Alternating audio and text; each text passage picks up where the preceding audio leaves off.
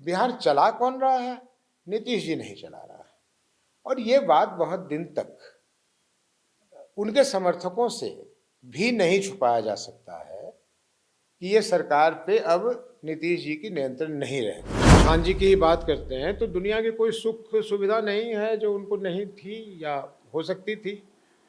तो ये धूप में और बारिश में और धूल में कोई पागल की तरह भटक रहा है। तो कल्पना कीजिए कि वो मुख्यमंत्री भी बन जाएंगे तो उनको कौन सी ऐसी सुख सुविधा मिल जाएगी जो उनके पास वैसे ही नहीं है। नीतीश जी उनके साथ हाथ नहीं मिलाए थे तो स्पेशल स्टेटस की मांग कर रहे थे। हाथ मिला लिए तो भीख के तौर पे जो मिल रहा है उसकी प्रशंसा में लगे हुए हैं। ये कास्ट रिडन स्टेट है बिहार, जहाँ खाना पीना उठना बैठना जतना चीज बा उ जाते के सुर से शुरू होला आ जाते से खत्म होला।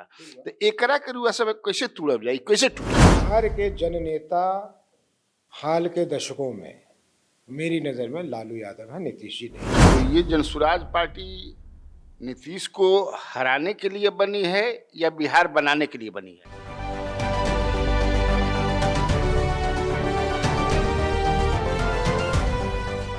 नमस्कार, स्वराज पोस्ट में आपका स्वागत है। मैं कन्हैया भेलारी। मेरे बगल में बैठे हैं उदय सिंह उर्फ पप्पू सिंह। पूर्णिया के सांसद रहे हैं, 2 बार सांसद रहे हैं। सामाजिक कार्यों से इनका बहुत सरोकार रहता है। समाज में ही रहते हैं ज्यादा, पूर्णिया में समय ज्यादा बिताते हैं, लोगों के बीच बिताते हैं। कल जो है इनको जिम्मेवारी मिली है, कल जनसुराज के राष्ट्रीय अध्यक्ष बनाए गए हैं। आज हम इनसे बात करेंगे जनसुराज के बारे में, बिहार के बारे में और भी कुछ बात करेंगे। तो सबसे पहले उदय सिंह जी, मैं आपका स्वराज पोस्ट में स्वागत करता हूं। बहुत धन्यवाद बिहारी जी, और आपके साथ ये वार्ता करने में बहुत अच्छा लग रहा है। कल एक जिम्मेवारी मिली है आपको, कैसा लग रहा है? ये कहें कि बिल्कुल कोई मन में संशय नहीं है, ये तो गलत होगा। बहुत बड़ी जिम्मेदारी है और इसका निर्वहन करना बहुत आसान नहीं है। लेकिन मैं समझता हूँ कि अपने अनुभव के आधार पर और जनसुराज के साथ जुड़े हुए जो सभी हमारे साथीगण हैं, उन लोगों की सहयोग से, जिस विश्वास और आशा के साथ जनसुराज की कोर कमेटी ने ये जिम्मेदारी मुझ पर सौंपी है, तो मुझे लगता है कि मैं मोटे तौर पे उनको निराश नहीं करूँगा। निराश नहीं करूंगा, मजबूत करेंगे। जब मजबूत करेंगे तभी वो निराश नहीं होंगे, तो निराश हो जाएंगे। इसलिए ज़रूर मजबूत करेंगे। ये मैंने जो सुना है कि, या लोग ऐसा समझते भी हैं, मुझे लगता है कि जनसुराज से तो आप ऑलरेडी मन से जुड़े हुए थे, केवल तन से जुड़ना था जो कल जुड़े। ये बहुत लोगों के मन में एक ये भ्रांति कहिए जो कहिए, जनसुराज पार्टी के रूप में बनी नहीं थी। जनसुराज एक अभियान के तौर पे शुरू किया गया था और अभियान की रूपरेखा 2019-20 से बन रहा है और बनते बनते ये 2000, और उसमें बहुत लोग, हम लोग थे, प्रशांत थे, मैं था, हमारे साथी पवन वर्मा जी थे और भी लोग उसमें थे। और करीब करीब हफ्ते में 2-3 बार ये चर्चा होती थी कि बिहार में कैसे और क्या किया जाए कि कुछ परिवर्तन आए। तो ये अभियान के तौर पे शुरू हुआ और जाहिर सी बात थी कि भाई अवस्था को देखते हुए हम और पवन वर्मा और हमारे उम्र के लोग तो ये मशाल लेके दौड़ नहीं सकते हैं। तो जिम्मेदारी प्रशांत जी पे आई और उन्होंने स्वेच्छा से स्वीकार किया। और आप देख ही रहे हैं कि 2 अक्टूबर 23 से वो बिहार के अधिकांश जगह पैदल रूट मार्च कर लिए। और हाल फिलहाल में कन्हैया, आपको याद होगा कि एक राहुल गांधी के लंबे यात्रा के अलावा इसके पहले अगर आप जाइएगा तो सुनते हैं कि जगन रेड्डी ने किया या जो भी किया, लेकिन एक बड़े स्तर पे चंद्रशेखर जी ने शुरू किया था ये पदयात्रा, जिसका समापन हुआ हरियाणा में भोंडसी में, जहां उनका एक आश्रम टाइप का बना। लेकिन 84 में किया था। 84 में। लेकिन उसके बाद आप देखिए कि प्रशांत जी ने जिस तरह से इस कार्य को किया है वो सराहनीय नहीं है। मैं तो समझता हूँ कि ये अतिशयोक्ति नहीं होगी कि उसको मैं अद्वितीय कहूँ कि अद्भुत है कि एक व्यक्ति इस तरह से और इस दीवानगी से बिहार के बदलाव में लगे। बात चली थी शुरू में भी कि क्या पॉलिटिकल पार्टी बनेगा, तो हम लोगों ने कहा था हो सकता है, देखेंगे क्या होता है नहीं होता है। लेकिन जब अभियान बहुत आगे बढ़ गई और लोगों में उत्साह जग गया तो लोग पूछने लग गए, और स्वाभाविक था पूछना कि भाई आप लोगों की बात मान भी लें तो करेंगे क्या। तो उस समय हुआ कि पॉलिटिकल पार्टी बनाया जाए, और इसलिए पिछले वर्ष 2 अक्टूबर को पार्टी की घोषणा हुई, पार्टी बनाई गई। तो मैं तो जन सुराज से तब से जुड़ा हुआ हूँ, लेकिन क्योंकि जन सुराज एक पॉलिटिकल मंच नहीं था, तो मैं जहाँ था कांग्रेस पार्टी में वहाँ था। और 2024 में चुनाव से कुछ रोज पहले कांग्रेस ने अपने आप को एक तरह से मैं समझता हूँ कि अपना एक नाटक बनाने का, कि एक पार्टी का उन्होंने एक व्यक्ति के साथ कोई विलय कर लिया, फिर नहीं कर लिया, फिर क्या हुआ, विलय करने वाले व्यक्ति के कहने लगे कि नहीं हम तो उसमें मिल गए हैं, कांग्रेस पार्टी कहने लगी कि नहीं ये तो नहीं मिले हैं। तो ये सब जब होने लगा, और मैं अपने वैसे भी सोच रहा था कि 2024 में मैं चुनाव लोकसभा का लड़ूं ना लड़ूं, मेरी अवस्था को देखते हुए कोई आवश्यक नहीं था कि मैं चुनाव लड़ता। लेकिन तब मैंने कांग्रेस पार्टी से इस्तीफा दे दिया था और अपना नाता उनके साथ तोड़ लिया था। जनसुराज का काम चल रहा था, मैं कभी उपस्थित होता था यहाँ, कभी नहीं होता था, लेकिन कभी किसी पब्लिक प्लेटफॉर्म पे ये नहीं कि जानबूझकर नहीं गया था, आवश्यकता नहीं हुई, उस तरह का महसूस नहीं हुआ तो नहीं गया। तो जनसुराज जो बड़ा हुआ है तो वो तो मैं उसके साथ शुरू से जुड़ा हुआ हूँ। हाँ, जहाँ तक रही बात राष्ट्रीय अध्यक्ष बनने की, ये तो मैंने ना कभी सोचा था और ना ये किया था, लेकिन एकाएक इन्होंने कोर कमेटी में कोई निर्णय लिया और मुझे प्रशांत जी ने फ़ोन किया कि भाई ये है। मैं कहा भाई जब आप लोग कहना है तो मैं करूँगा इस बात को, इसमें क्या दिक्कत है। तो तिथि तय हो गई, तो कल आकर के ये जिम्मेदारी मुझ पर सौंपी गई। देखते हैं आगे। तो ये जनसुराज पार्टी जो है बनी है जो, तो ये जनसुराज पार्टी नीतीश को हराने के लिए बनी है या बिहार बनाने के लिए बनी है? हम कल से इस बात को बहुत बार दोहरा चुके हैं, आपको भी बता देते हैं। हम लोग यहाँ किसी से लड़ने नहीं आए, हम लोग किसी से लड़ाई नहीं है, जदयू से, ना बीजेपी से, ना आरजेडी से। अब वो आप बैल मुझे मार वाला काम करेंगे तो उस जवाब दिया जाएगा। हम लोग आए हैं अपनी बात बिहार के लोगों को बताने के लिए कि उनके साथ पिछले 30-35 वर्षों में क्या हुआ है। अलग अलग समय पर अलग अलग लोगों ने किस तरह से अपना स्वार्थ साधने के लिए बिहार के लोगों के साथ जो ठगी की है, और हम लोग किस प्रोग्राम को आगे बढ़ाना चाहते हैं, हम लोग कौन हैं, हम लोग किन लोगों को आगे करेंगे। तो हम तो इस मकसद से आए हैं। अब इस काम में कोई रुकावट डालेगा तो भिड़ंत होगी, लेकिन हम लोग किसी से भिड़ने नहीं आए। इसलिए आपका जो प्रश्न है कि बिहार बनाने आए हैं कि नीतीश जी को हराने आए हैं, बिल्कुल नीतीश जी को। और शुरू में ही कह दूं, नीतीश जी के स्वास्थ्य को लेकर बात होती है, मैं उनको ईश्वर से प्रार्थना करता हूं कि उनकी लंबी उम्र हो, वो स्वस्थ रहे। हम लोग किसी से यहाँ पे लड़ने फड़ने नहीं आए, हम लोग बिहार बनाने के लिए आए हैं। और वो संकल्प है, कितना भी समय लगेगा हम लोग बिहार में परिवर्तन करेंगे। और इसलिए इतने विश्वास के साथ आपको बता रहा हूँ कि जो लोगों से मुलाकात होती है, लोगों से जो उनकी फीडबैक आती है, वो यही आती है कि अगर किसी पे हमको भरोसा हो जाए तो कल चलकर हम अपनी ये जात पात की बंधन को भी तोड़कर हम आप लोगों का साथ देंगे, क्योंकि हम लोग परेशान हैं, त्रस्त हैं। तो हम लोग का मकसद यही है परहेज जी। तो आपकी ये जो पार्टी जो है जनसुराज जो है बाकी पार्टियों से कैसे भिन्न है? बाकी पार्टियां पार्टी के तौर पे बनी ही थी। कोई व्यक्ति या दो चार व्यक्ति मिलकर पार्टियां बनाई हैं उन लोगों ने। पार्टियों को तोड़कर पार्टियां बनी हैं। नीतीश जी की पार्टी शायद जेडीयू ये तीसरे अवतार में है। कहाँ थी, कैसे टूटा, क्या हुआ, उस इतिहास में जाने की ज़रूरत नहीं है। हम लोग का जन स्वराज पार्टी इस मामले में अलग है कि हम लोगों ने बिहार के लोगों की आवाज़ सुनकर इसको एक पॉलिटिकल प्लेटफॉर्म में कन्वर्ट किया है। हम लोग यहाँ पॉलिटिकल पार्टी बनाने के मंशा से नहीं आए थे, इसलिए मैं समझता हूँ कि हम लोग भिन्न हैं। दूसरी बात, जनसुराज से जुड़ने वाले लोग या जनसुराज को शुरू करने वाले लोगों की पृष्ठभूमि थोड़ी सी अन्य दलों के नेताओं से भिन्न रहा है।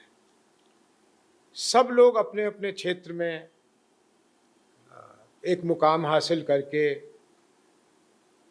किसी चीज़ की आवश्यकता, ज़रूरत को पूरा करने के मकसद से इससे नहीं जुड़ा है।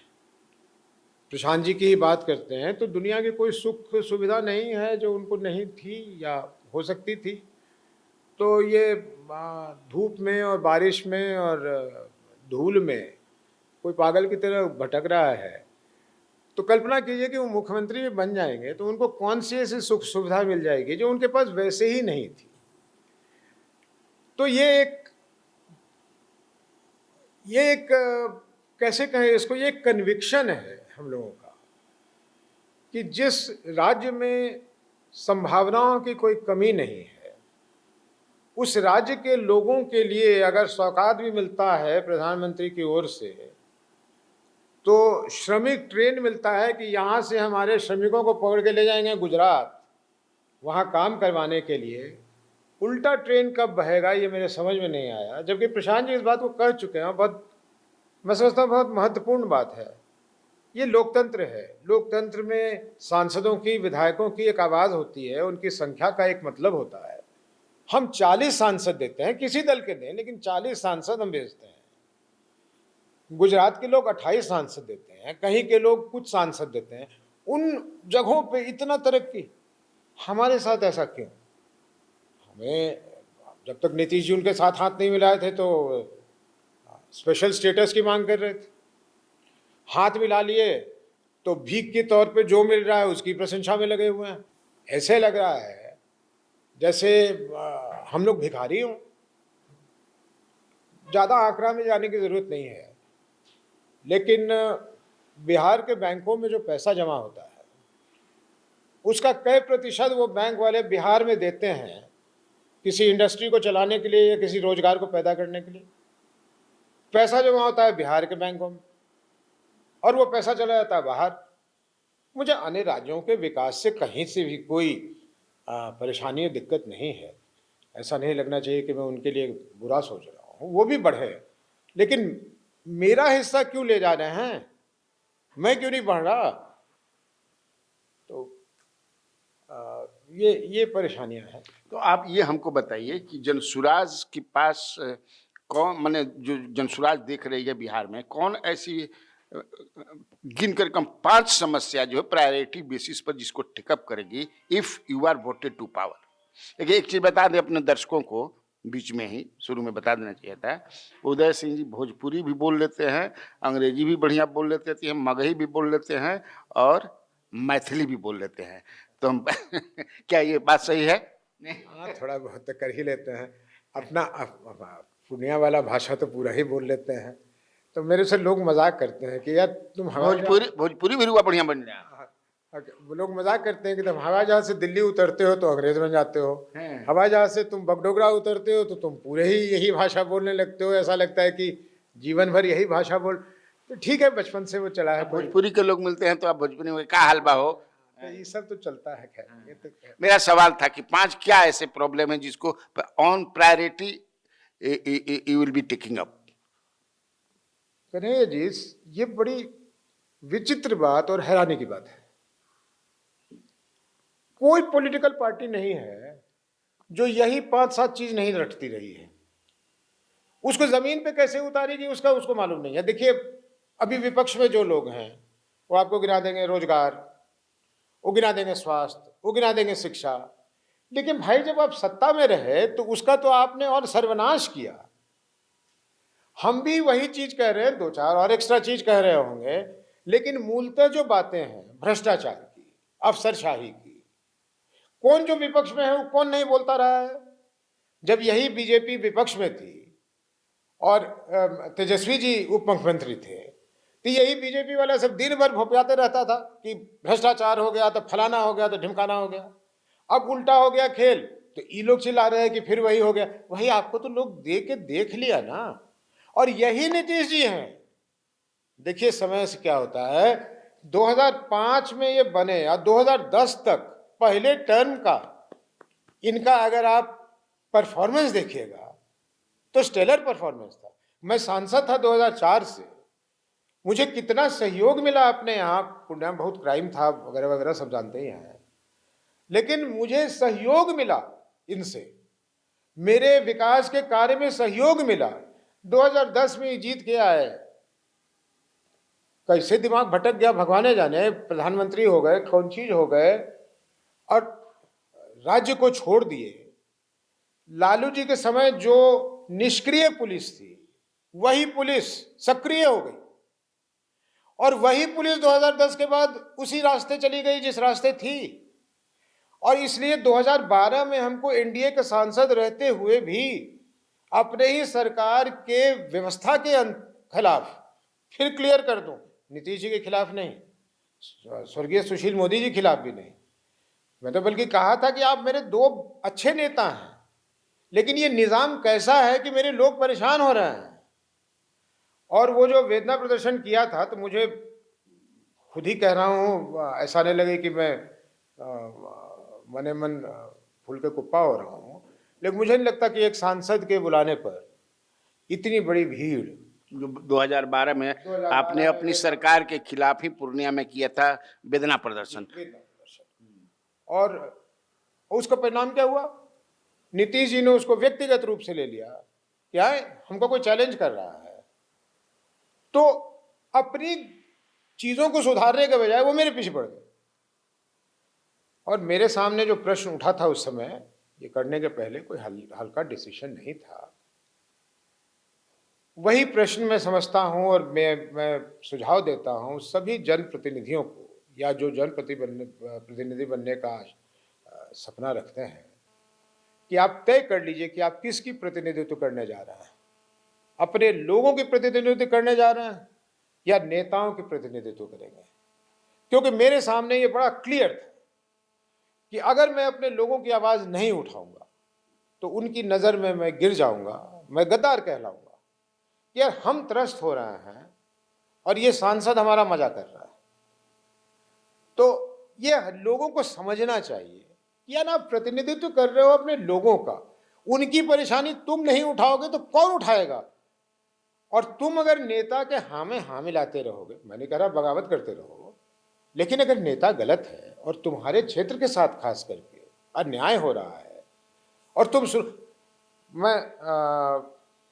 लोग कहते हैं, मैं मानता भी हूँ बहुत हद तक, कि पूर्णिया में एक प्रभावी सांसद रहने की वजह से लोगों को अन्य जिलाओं में जो तकलीफ हुआ करती थी उससे पूर्णिया में कम होता था, लेकिन वो भी बहुत था।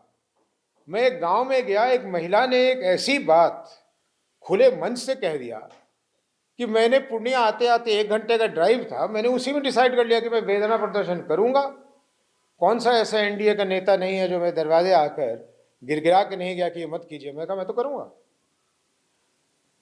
स्वर्गीय सुषमा स्वराज जी ने के पास लोग गए, अडवाणी जी के पास गए, उन्होंने कहा भाई मैं उदय को मना नहीं कर सकती, उसने सोच लिया तो करेगा, और मैंने किया।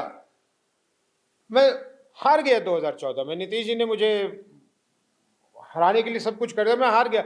लेकिन आपसे मैं रिकॉर्ड पे कह देता हूं, मुझे कोई कष्ट नहीं, और मेरा अपने लोगों के साथ लगाव और उनका मेरे लिए प्रेम वैसे ही बरकरार है। इसलिए जनप्रतिनिधियों को तय करना है कि अगर उनको मौका मिला, अगर वो जनप्रतिनिधि बने, तो वो किसके हैं, अपने नेताओं के हैं या अपने लोगों के हैं। और जन स्वराज में हम इसका ख्याल रखेंगे कि जिस किसी को भी मैदान में उतारेंगे, जरूर देख के उतारेंगे कि उसकी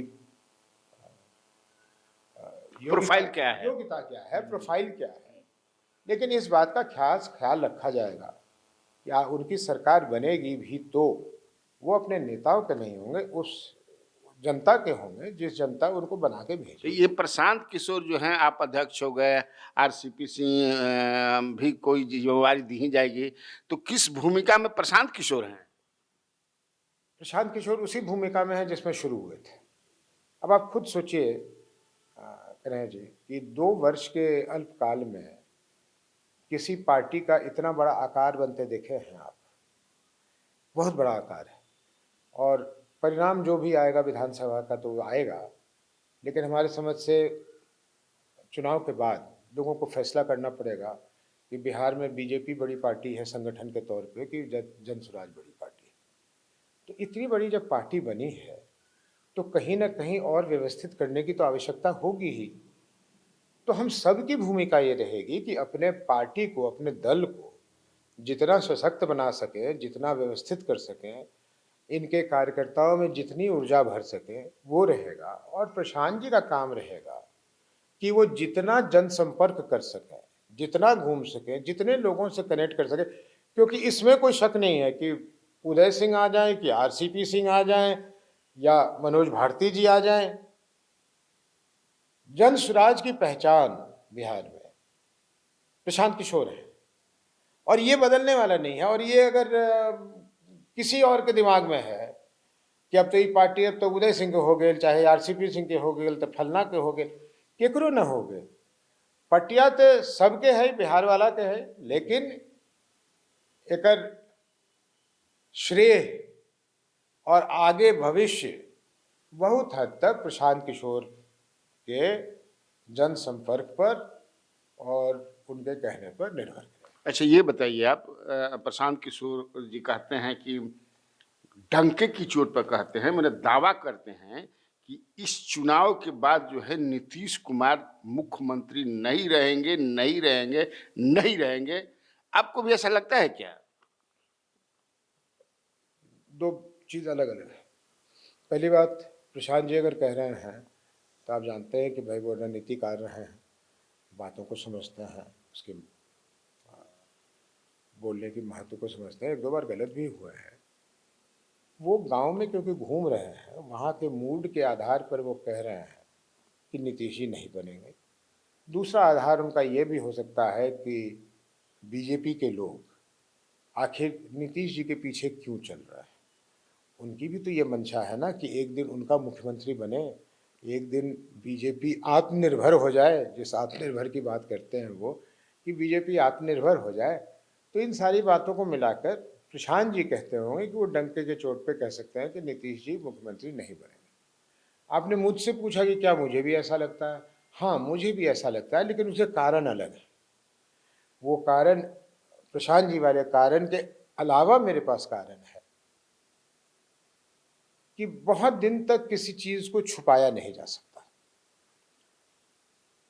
ये सरकार या तो कोई नहीं चला रहा, या 2-4 अफसर या 2-4 नेता मिलकर चला रहे हैं। बिहार गंगा की बहाव की तरफ बहा जा रहा है। गंगा उत्तर प्रदेश से बिहार होकर के उसको बंगाल जाना ही है, उसको हम और आप नहीं रोक सकते। उसी तरह बिहार को चलना है, बिहार चल रहा है।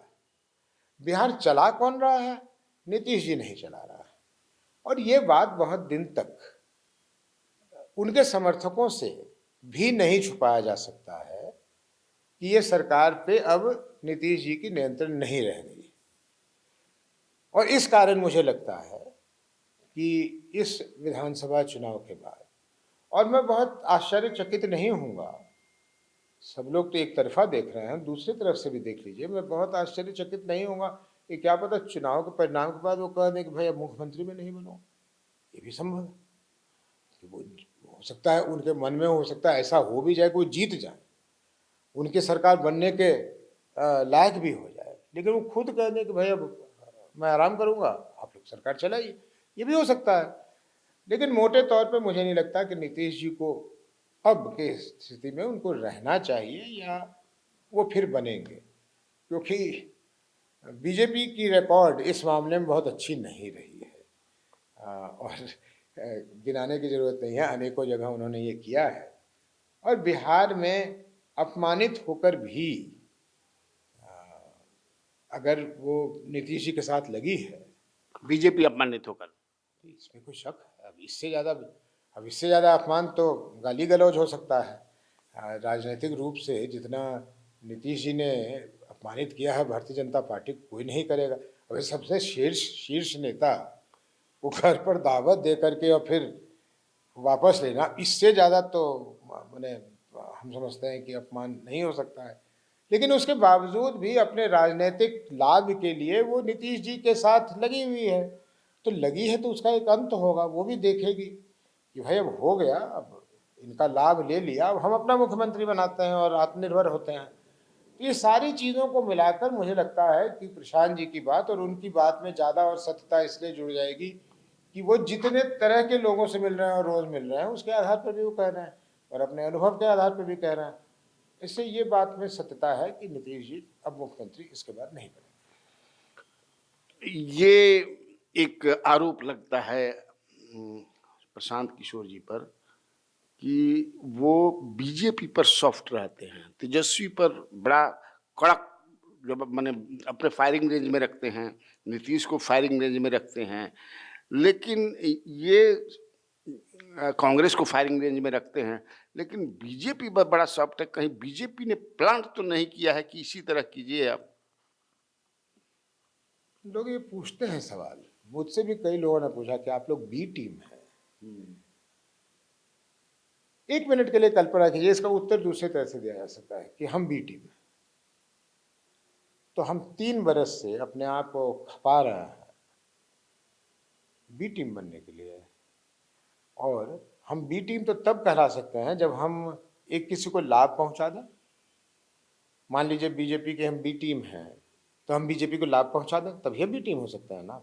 कोई गणित कोई बता सकता है कि जब हम अपने उम्मीदवार को चुनाव में उतारेंगे तो हमारे पास ऐसी कौन सी इंफॉर्मेशन होगी कि हम ऐसा काटेंगे लोगों का वोट कि वो बीजेपी को लाभ हो जाएगा? कोई ऐसा गणित है? मेरे समझ में तो नहीं। जब हम उतारेंगे कैंडिडेट तो कहीं वो दूसरे कैंडिडेट को क्षति पहुंचाएगा, कहीं वो दूसरे कैंडिडेट को क्षति पहुंचाएगा। तो ये हम कौन सी कैलकुलेशन कर लेंगे कि हम बी टीम के रूप में कर, मतलब बोलने वाले कुछ भी बोल देते हैं। थोड़ा सा अब अनुभव है उनको तो गिन ले कि आप बता दीजिए कि कहां पर हम किसको खड़ा करें तो उसी का वोट वह काटेगा, दूसरे का नहीं काटेगा। वोट तो उतना ही सीमित है। मान लीजिए 3 लाख वोट है कहीं, वही 3 लाख वोट ना बटाएगा। तो हम लोग पास कौन सा ऐसा गणित है कि जो वोट बटाएगा मेरे हिस्से में आने वाला है वो उसी दल का है जिसको हम टारगेट कर रहे हैं और उस दल से नहीं आए जिसके हम बी टीम है? क्या लॉजिक है इसमें? तो न हमारी मेहनत से आपको वो दिखेगा, न गणित से आपको वो दिखेगा। हम बी टीम हो ही नहीं सकते हैं, किसी संभव नहीं। एक चीज हमको और भी बताइए, क्योंकि आप 77 से राजनीति में हैं, जहाँ तक मेरी जानकारी है। 77 से आप राजनीति में हैं। अपनी माँ जो माधुरी सिंह जी मंत्री भी थी केंद्र सरकार में, 80 में जिताने में बड़ी अहम भूमिका आपने निभाई थी। ये कास्ट रिडन स्टेट है बिहार, जहाँ खाना पीना उठना बैठना जतना चीज बा उ जाते के सुर से शुरू होला आ जाते से खत्म होला। तो एकरा के रुआ सब कैसे तुड़ब जाई, कैसे टूटी? अगर जन सुराज दावा करी कि सैकड़ों साल से चलल आइली जाति समीकरण वाला हमरा के ध्वस्त कर दे, तोड़ दे, तो हम लोग वहां मूर्ख हैं। जातीय जो बनावट है उसको हम पूरी तरह ध्वस्त कर देंगे अगर हम ऐसा क्लेम करें तो हम मूर्ख हैं। लेकिन कौन सी ऐसी जाति है कि नहीं बाबू जिसमें अच्छे पढ़े लिखे लोग नहीं हैं? कोई ऐसा जाति नहीं है। तो मान लीजिए कहीं अनिवार्य हो गया कि यहाँ पर जीतने के लिए हमको उसी जाति को आगे बढ़ना है। अब रह गया किसको टिकट मिलना चाहिए उस जाति के, हम और ये एक ही जाति के हैं, जनस्वराज तय करेगी कि वो ज्यादा सक्षम है, उनको देगी टिकट। तो हम जाति बिहार के लोगों से अपील करते हैं कि इसको नजरअंदाज कीजिए, क्योंकि सब जाति के मुख्यमंत्रियों को आपने देख लिया। किसी के मुख्यमंत्री बन जाने से, मंत्री बन जाने से उस जाति का उत्थान नहीं हो जाता है, ये दिमाग से निकाल लेना चाहिए हम लोगों को। लेकिन जो सच्चाई है वो सच्चाई है, तो हम लोग उसको स्वीकार करते हैं। हम लोग भी उस अगर मंच पर जा रहे हैं वो खेलने के लिए, तो जो रूल्स ऑफ गेम है उसी के साथ खेलेंगे ना। अगर इस खेल खेलने का ये नियम है कि इसमें जाति समीकरण देखना होता है, तो हम लोग भी देखेंगे, हम लोग को कहाँ मना है। एक बात और कन्हैया बाबा को हम बताते हैं, जन स्वराज के लिए तो हम लोग जी जान लगाएंगे ही, बिहार के लोगों को बताएंगे ही, और भगवान चाहेगा तो बहुत अच्छे परिणाम भी आएंगे। लेकिन मेरा शुरू से एक मानना है कि साधु के जमात में एक अगर डकैत घुस जाए तो वो साधु नहीं बनेगा, और डकैत के जमात में अगर साधु घुस जाए वो, तो डकैत नहीं बनेगा। विधानसभा लोकसभा 243 को विधानसभा में है, कौनो दल का छोड़िए जनस्वराज को एक मिनट के लिए, 243 विधायक पढ़े लिखे समझदार अच्छे नियत वाले को भेज दीजिए, बिहार सुधर जाएगा। कोई जरूरत नहीं है जनस्वराज की, कोई जरूरत नहीं है जनस्वराज की, क्योंकि वही साधु वाली बात आ जाती है कि अगर पढ़े लिखे लोग विधानसभा में पहुंच गए, वो पढ़े लिखे बात करेंगे। अच्छा बताइए, तो कौन पृष्ठभूमि के लोग आते हैं? कोनो पोस्टर साट रहा था वो एमएलए बन गया, कोनो कुर्सी लगा रहा था वो एमपी बन गया, कोनो दरी बिछा के खाना खिला रहा था वो मंत्री बन गया। क्या करना है अपने देश के साथ? मेरे यहाँ माली लोग हैं, हमको कहीं जाना हो, हमको आपके ऑफिस आना हो, मेरे पास ड्राइवर ना हो, तब माली को कहेंगे मेरा गाड़ी चलाओ, तो गेटवे से निकलते मार देगा ना, वो मर जाएगा, हम मर जाएंगे। तो किस तरह के लोगों को हमने सत्ता चलाने के लिए दिया हुआ है? नीतीश जी कहते रहते हम तो इंजीनियर हैं। अच्छा आप इंजीनियर हैं, हाँ बाकी क्या आपके साथी, बाकी के जो लोग विधानसभा में हैं, जाइए तो उनसे कहिए तो कि प्रस्तावना भी वो संविधान का पढ़ के आपको बिना देखे हुए किताब से बता दें। तो आप तो बिहार की जनता से कहना है हमको कि आप ये नाली खोदवाने के लिए और खंबा गड़वाने के लिए लाइट का आप विधायक चुनते हैं? ये काम है विधायक का, ये काम है सांसद का। निरंकुश सरकार। अगर कोई कहे कि बिहार में विकास नहीं हुआ है, मैं कहूंगा यार तू आंधर है, और सच में कहूंगा बिल्कुल हुआ है विकास। कौन मना कर सकता है इस बात को? आज जो पटना में सड़कों पे हम घूमते हैं, ये जो मरीन ड्राइव बना है, उधर से आ रहे थे पूर्णिया से, तो एक और रोड बना दिया है बाईपास से, हम तो खुद हैरान चकित थे कि यार बिहार में बन गया, पटना बन गया, कितना सुंदर बन गया। लेकिन क्या वो विकास है? ये तंत्र विहीन विकास है, ये विकास तंत्र विहीन है। तंत्र के बावजूद लोगों की कड़ी मेहनत से ये विकास दिख रहा है। और रह गई बात ये पुल और सड़क की, नीतीश जी पीठ ना थपथपाएं। नीतीश जी याद करें कि हम अपने माँ के समय का बताता, 2 टर्म एमपी थी, उनको 5 किलोमीटर सड़क का अनुमोदन करने की उनका लिमिट था। और आप हैरान होइएगा कि उनका बनाया हुआ सड़क हम 2004 में भी उन सड़कों पे चले हैं। वो 1989 तक एमपी रही, उनके समय का बनाया हुआ रोड पर मैं 2004 तक चला हूं। तो खैर वो गुणवत्ता की बात है, उसको छोड़ दीजिए, लेकिन यही थी सीमा। और आज उन सांसदों को करोड़ों रुपए मिलते हैं। आज मेरे क्षेत्र में हजारों करोड़ रुपए खर्च हो रहे होंगे। लालू जी के समय का बजट और नीतीश जी के समय के बजट में कोई तुलना है?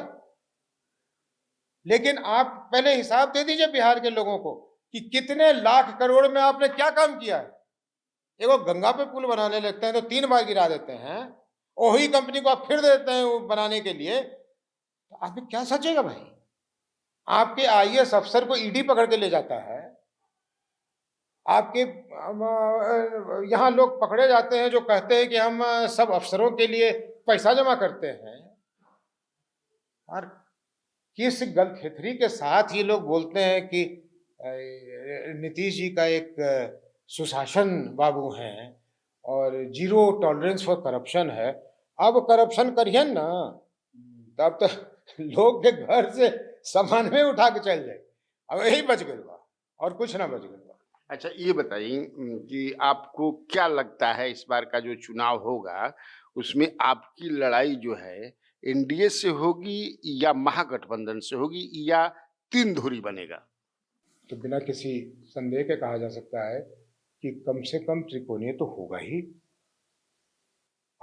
और कोई दल, एनडीए और इंडिया गठबंधन का कौन ठिकाना है, कौन कब कहाँ छोड़ करके अपने लड़ने लग जाएगा, इसका भी कोई ठिकाना नहीं है बिहार में। तो कम से कम तिकोनिया तो लड़ाई होगा ही, और उसमें हम लोगों को लगता है कि कहीं एनडीए से टकराव होगी, मतलब वोट का, कहीं इंडिया गठबंधन से होगा। लेकिन मोटे तौर पे हम लोग को लगता है कि तब तक बिहार के लोगों को इतना समझ आ गया होगा कि जनसुराज एक वायबल ऑल्टरनेटिव है, एक बेटर ऑल्टरनेटिव है, और इसको हम लोग चुनते हैं। तो जो तीसरा फ्रंट होगा उसमें आप अकेले होंगे कि किसी और दलों को जोड़ोगे कुछ उधर से जो भागेंगे? राष्ट्रीय अध्यक्ष के तौर पर तो मैं ये कह सकता हूँ, और हम लोगों ने चर्चा नहीं की है, लेकिन राष्ट्रीय अध्यक्ष के तौर पर ही मैं कह सकता हूँ कि मेरा अपना मानना है कि गठबंधन जो है वो ठगबंधन है। गठबंधन, किसी गठबंधन, अभी आपने देखा कि आरसीपी सिंह जी आए हम लोगों के दल में, उन्होंने भी एक पार्टी बनाई थी। पार्टी बड़ी छोटी उसको नहीं गिराया जाता है, लेकिन कोई भी पार्टी बनाता है तो उसमें मेहनत करता है, उसमें अपना समय और संसाधन लगाता है।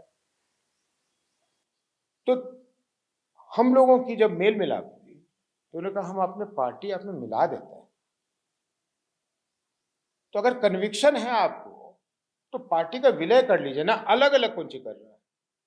तत्कालिक आप ठीक कर लीजिएगा, अभी अभी से लेकर चुनाव तक देखिएगा ना, आप लोग के पास 1 मिनट का फुर्सत नहीं होगा। ई नाराज हो गया, वो खुश हो गया, वो 3 को ले लिया, वो 5 को छोड़ दिया, यही धंधा चलेगा। मैंने बिहार के लोगों का क्या होने वाला है ये नहीं चलेगा। कौन किसको कितना मात दे दिया ये इस गेम चलेगा, और उसके बाद चुनाव आ जाएगा, उसके बाद जीत जाएंगे लोग, उसके बाद वो कहेगा हमको इतना मंत्री, हमको इतना संतरी। ये गठबंधन क्या चीज है भाई? गठबंधन, हाँ, चुनाव खत्म हो जाए तो हंग असेंबली हो जाए, हंग पार्लियामेंट हो जाए, सबकी जिम्मेदारी बनती है कि इतने महंगे चुनाव से तुरंत आए हो तो बाहर से समर्थन देकर या लेकर एक स्थिर सरकार बना लो जो कुछ वर्षों तक काम करके कम से कम देशवासियों का, जो देशवासियों के लिए जो देश पे इतना पैसा खर्चा हुआ वो सब समय रिकवर हो जाए, कि तुरंत एक दिन के बाद तुम चुनाव लड़ने नहीं चले जाओ, जैसे रामविलास जी की वजह से हो गया 2004 और 5 में, या 2005 में, दोनों हो गया, हमको याद नहीं है। तो इसलिए गठबंधन से परहेज है। क्योंकि बिहार की राजनीति को आप, मैं कहा कि बहुत दिनों से देख रहे हैं, कई चीफ मिनिस्टर हुए, आए गए। अभी जो पॉलिटिशियंस हैं, लालू यादव हैं, नीतीश कुमार हैं, मुख्य रूप से 2 ही हैं अभी, इनमें आप किसको ऐसा माने आप समझते हैं कि जिन्होंने बिहार के लिए सामाजिक, राजनीतिक या फाइनेंशियली कुछ किया हो? नींद में भी ये सवाल पूछिएगा तो सीधा कह देंगे कि वो लालू यादव है। लालू यादव हैं क्या? बिहार के जननेता हाल के दशकों में मेरी नज़र में लालू यादव है, नीतीश जी नहीं है। क्योंकि आपने कहा कि 2 ही लोग हैं, या नीतीश जी या लालू, उसका कारण मैं देता हूँ। लाख लोग कहते हो जंगल राज बन गया, फलाना राज बन गया, जो भी कहते हो, हमारे यहाँ के गरीबों को, पिछड़ों को, दलितों को, आदिवासियों को बोलने का अधिकार किसने दिखाया? दिया ही नहीं, सिखाया किसने?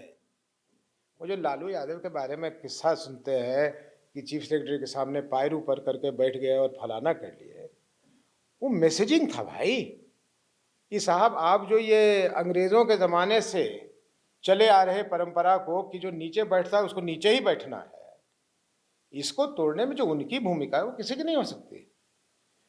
मैं आज नहीं कह रहा हूं गणेश जी, मैं बीजेपी का सांसद था तो भी कहता था, और मैंने ये कहा है कि जो लालू जी को जेल भेजा गया है वो अनुचित है।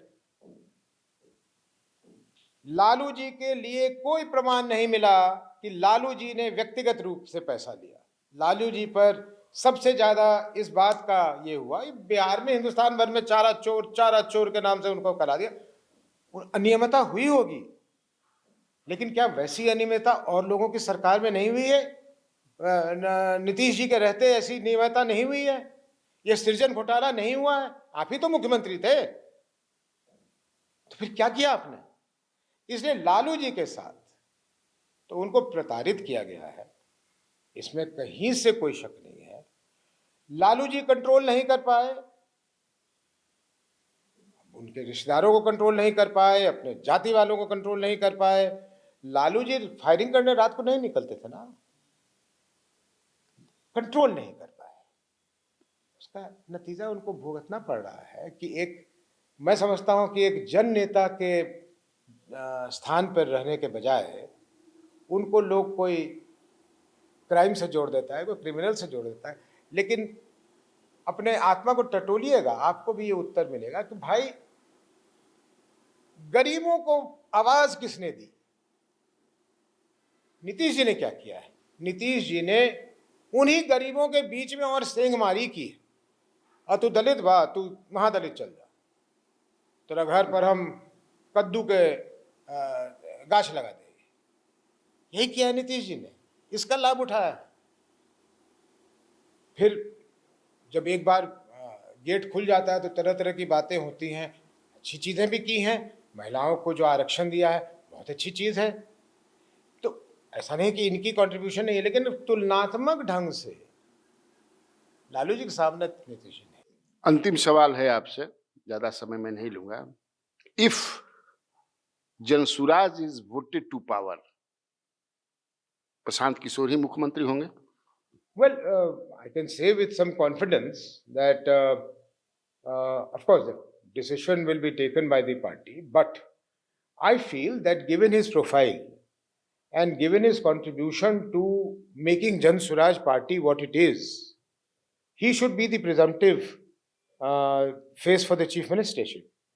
And I will certainly, I don't have the singular authority, but I will certainly propose this, that at some stage we must declare him as a presumptive chief minister, because he is the face, he is the face on whom people have the belief.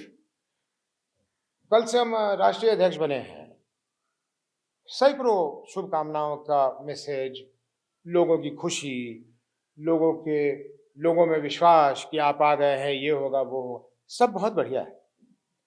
लेकिन can I pretend that in one day I have become what Prashant has been trying to do for the last 2.5 years? Not possible.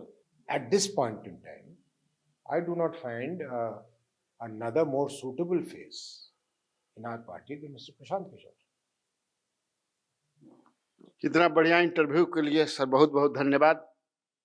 सुना आपने उदय सिंह को, कैसा लगा interview आप बताइएगा, लिखिएगा, comment कीजिएगा, हम उसका जवाब देंगे।